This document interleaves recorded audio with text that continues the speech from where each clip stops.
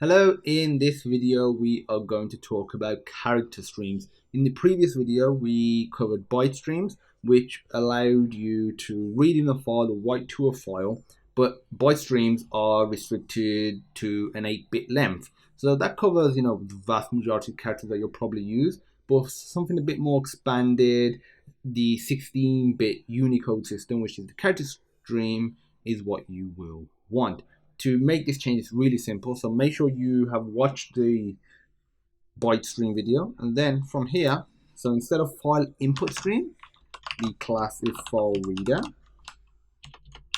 and instead of file new file input stream, it's new file reader, and the actual printing out itself, or being able to get the data from it, still same using a number, and instead of file output stream, it's file writer, and you just do this. And all this means, there we go.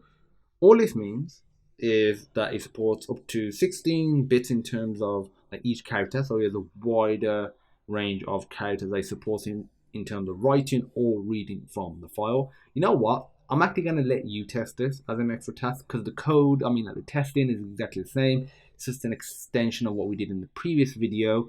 And actually have a look online, go to a 16-bit Unicode sort of table, get something that's not valid in 8-bit Unicode, try doing that with the previous video's source code.